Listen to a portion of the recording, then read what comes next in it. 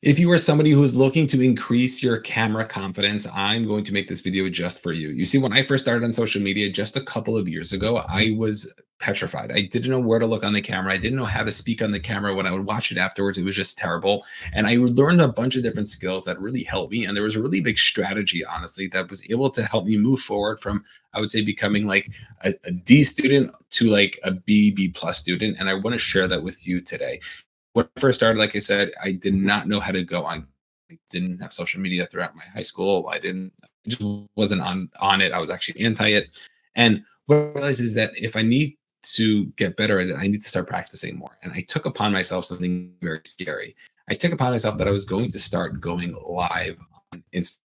And that was going to go live on. And it was extremely petrifying. Like I remember the first night I was in my bed. I think I was watched an Instagram video, got like so inspired. I told my wife, I'm going live in my office. So I like, ran to my office. I was in my shorts. I put on my lives, just started talking, spoke for probably like 30 seconds, and then shut the thing. I don't even know if it worked or not, but it was like the first time that I put myself out there, because what happens when we go live is that we have to go with the flow. And even if we make a mistake, we still gotta move forward. We still have to make it happen. And whether the mistake is like a pause that you make or like you just like totally forget what you're talking about, which has happened to me multiple times, it's a specific skill that you can start to develop in order to just help you get that calm when you're on camera.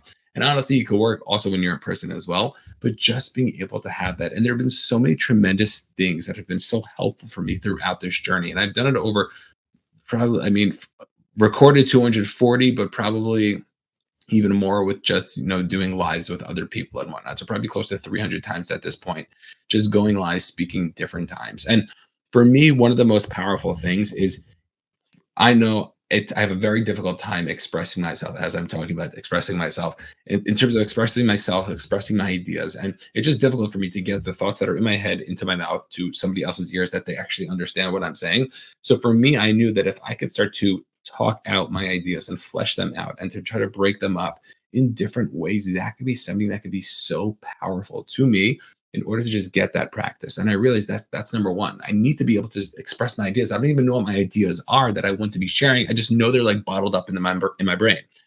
That's number one. The second thing that I wanted to be able to do is to really start to work on the skill of public speaking.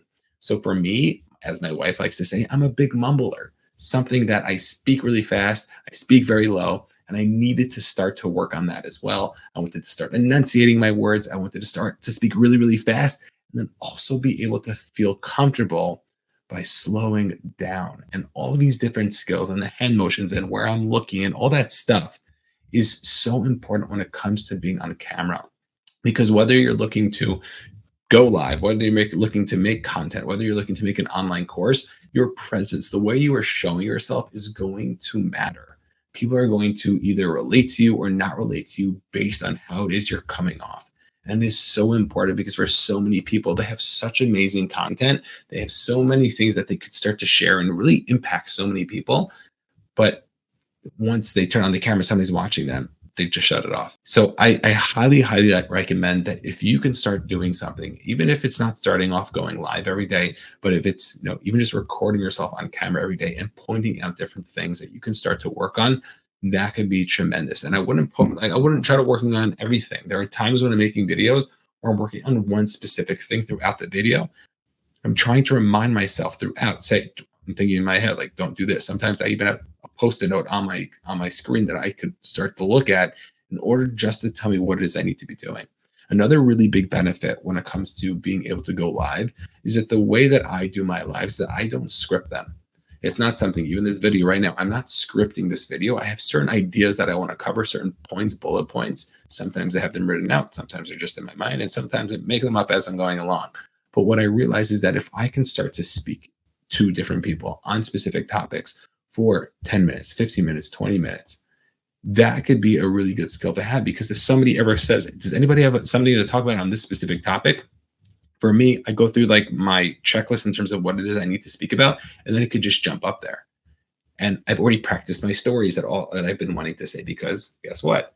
I said them a million times on my lives. right? So there's so many things that we can start to work on when it comes to doing the lives. And then it doesn't even talk about all like the repurposing that you can have. So whether it's your content, I turn mine into podcasts. Like there's so much you can start to do when it comes to the work that you are doing. And you can just batch your time in such an easy way because for so many of us, there's so much that needs to be getting done. And we just don't have so much time in the day. So if we could start to work on our skills, get content, and really just flesh out our ideas more. So when we do want to make, let's say, specific niche content, we could just jump into it right away. That could be something that could be extremely, extremely beneficial. So I highly recommend if you're somebody who is looking to get more confident, you should for sure consider going live every single day because it's going to just give you that skill and start for like a week.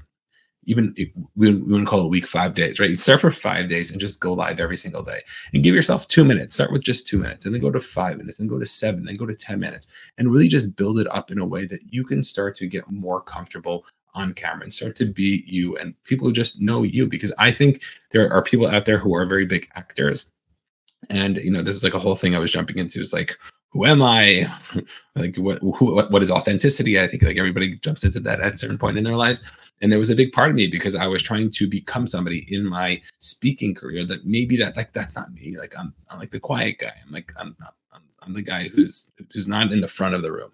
And what I realized is that maybe this voice of mine, maybe this person of mine was just always hidden. I never had this opportunity to speak and to get myself out there like this.